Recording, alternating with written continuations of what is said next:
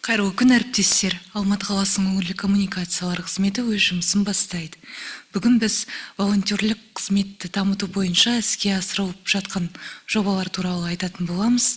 Біздің құрметті қонағымызбен таныс болыңыздар.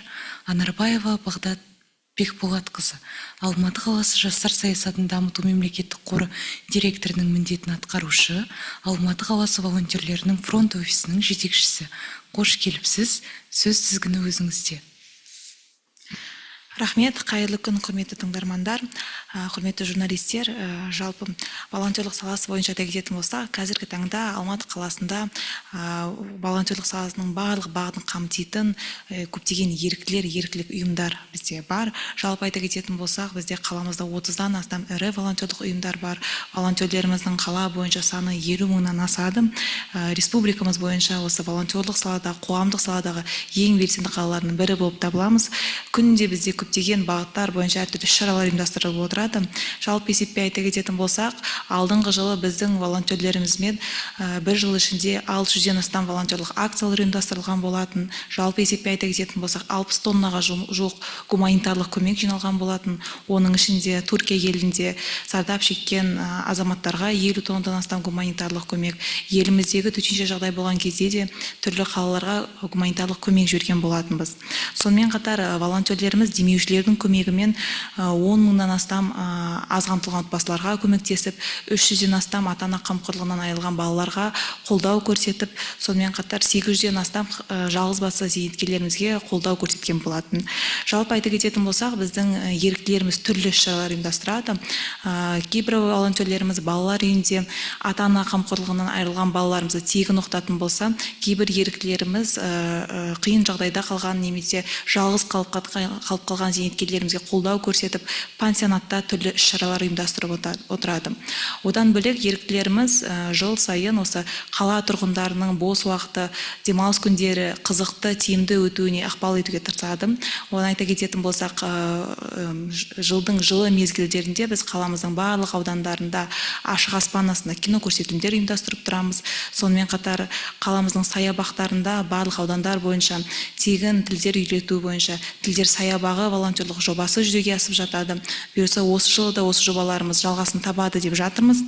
Ағымдағы жылы осы жыл басынан бастап біздің еріктілерімізбен 100-ден астам волонтерлік іс-шаралар ұйымдастырған болатын. Оның ішінде эко-акциялар бар, қайырымдылық акциялар бар. Сонымен қатар осы қыс мезгілінде аязға қарамай жұмыс істеген коммуналдық қызметкерлерімізге көмектесу бойынша акциялар бар.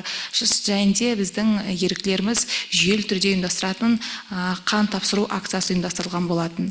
Сонымен қатар айта кететін болсақ, осы жылы заман талабына сай біздің осы 300-ден астам еріктілеріміз арнайы оқуды өткізілген болатын. Яғни төтенше жағдайда қалай көмек көрсету керек, сол бағыт бойынша арнайы курстардан, тренингтердан біздің еріктілеріміз оқытылып, сертификатын алған болатын.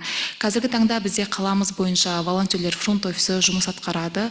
Волонтерлер фронт офисі бізде жастар саясаты басқармасының қолдауымен жүзеге асырылады.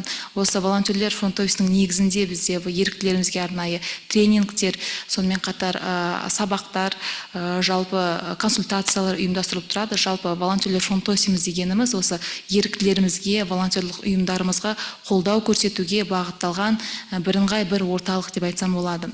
Сонымен қатар осы жылы бізде қаламызда әлеуметтік шеберхана деген әлеуметтік жоба бастауын алып жатыр. Осы жоба аясында біздің қаламыздың волонтерлері, әлеуметтік қызметкерлері қиын жағдайда қалған, сонымен қатар ата-ана қамқорлығынан айырылған балаларды оқытуға, профориентациялық жұмыс жүргізуге, ары қарай олардың әлеуметтенуіне көмектесуге бағытталған жұмыстар атқарып, сол бағыт бойынша жұмыс істейтін болады.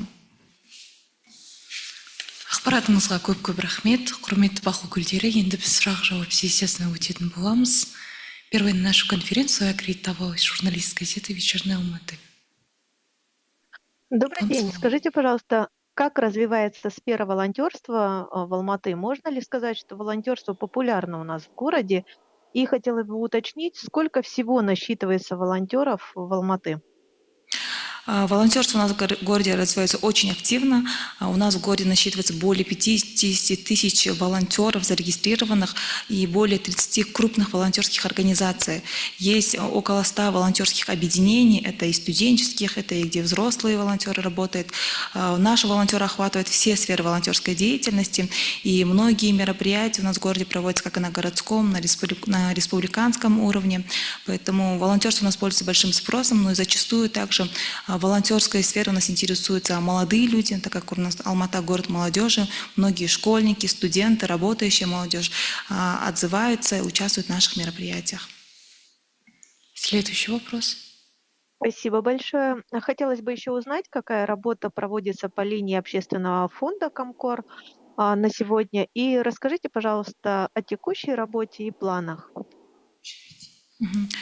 Общественным фондом Комкор проводятся мероприятия по волонтерской направленности, в основном социальной направленности. В частности, наши волонтеры работают в пансионатах, в первую очередь, с одиноким пенсионером, проводят досуговые мероприятия, ведут патронаж одиноких пенсионеров, ну и в детских домах, в социальных учреждениях, где проводят обучающие мероприятия для детей и подростков. Помимо этого, волонтеры стараются активно участвовать во всех городских инициативах, это в экологических акциях, общественных началах, но основное направление этой работы это вот в пансионатах и социальных учреждениях. Благодарю за вопросы, Наталья. Келесі сөзіңізді өзіңізде Нұржамал Әлішева. Қайырлы күн тағы да. Менің сұрағым, сіздер шынымен де көп жұмыстар атқарып жатырсыздар, иә. Тағы да осы еріктілер қатарына қосылғысы келетін жастар бар ғой. Жоғары сынып оқушылары болуы мүмкін, иә. Олар қалай қосыла алады сіздердің қатарларыңызға? Неден, қайдан бастасын, қайда бару керек? Осы жөнінде тарқатып кетіңізші. Сұрағыңызға үлкен рахмет. Бізде енді қаламызда волонтерлық ұйымдар өте көп. Әр ұйымның өзінің ережелері болады, өзінің кестесі болады. Ең алдымен әрине жастар жалпы ерікті болам десе, сол өзіне ұнаған ұйымға, өзінің ұнаған бағыты бойынша жолығып тіркелсе болады. Одан бөлек айтып кеткенде, қаламызда бізде бірыңғай волонтерлер фронт офисі бар. Бұл бізде Байтұрсын және Гоголь қиылысында орналасқан Алмалы ауданы комьюнити орталығында, 3-ші қабатында, сол жаққа келіп тіркелсе болады. Ол жерде біздің мамандарымыз волонтерлық саланың барлық бағыты бойынша таныстырып, өзіне қызықты, өзіне жанына жақын бағыт тауып беріп, сонымен қатар тіркелуге көмектесетін болады. Одан бөлек бізде енді әлеуметтік желіде барлық жерде парақшаларымыз бар, колл-центр номер бар, сол жаққа да хабарласып тіркелсе болады. Рахмет. Екінші сұрағым, осы волонтерлық тәжірибесін жастар бір жұмысқа орналасатын болса, түйіндемеде көрсете ала ма? Жалпы бұл ерікті қызмет жұмысқа орналасу кезінде қандай да бір кәдеге жарай ма? Рахмет. Әрине де көрсете алады.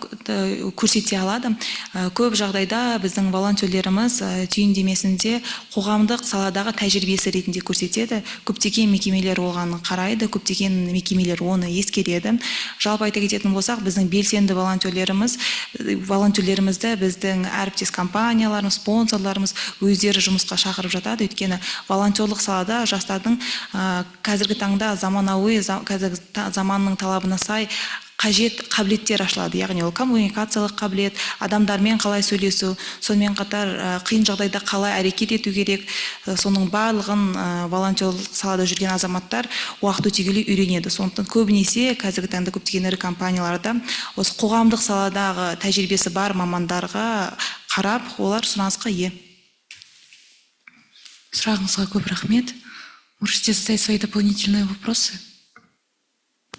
Да, можно еще уточнить, со скольки лет вообще можно стать волонтером и какого возраста у нас в городе есть самый младший и самый старший волонтер?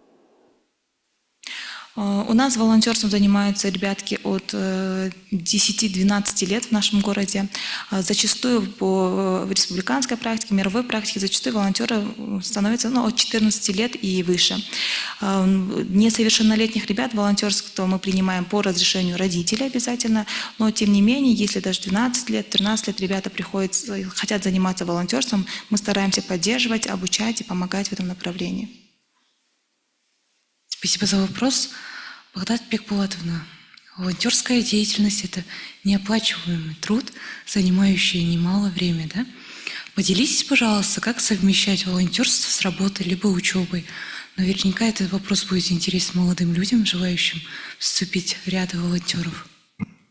Волонтерство — это в первую очередь добровольное такое внутреннее желание, могу сказать, это некий образ жизни, наверное, каждого человека. Поэтому, так как это добровольная, безвозмездная, так скажем, работа, инициатива в какой-то степени, мы здесь по времени не ограничиваем. Многие люди, у кого есть свободное время, желание, они ежедневно приходят, занимаются волонтерством, участвуют в волонтерских мероприятиях. Некоторые по возможности участвуют раз в неделю, раз в месяц. То есть есть у нас определенные волонтеры, которые онлайн профессионально помогают, профессионально свои навыки, так скажем, применяют в волонтерской деятельности на бесплатной основе. Поэтому для всех желающих, которые параллельно работают, учатся, но переживают, что у них, возможно, будут сложности с графиком, я думаю, что в волонтерских организациях, в частности, фронт офисе волонтеров, мы найдем в этом плане, то есть подход к вам и сможем вам в этом плане помочь. Поэтому волонтерством вы можете заниматься хоть раз в неделю, хоть раз в месяц. Самое главное — это искреннее желание. Самое главное, то есть искреннее желание и стремление помогать окружающим. Благодарю вас. Сөз соңында тақырыпқа қатысты тағы да алып қосарыңыз болса, матылғы жастарды.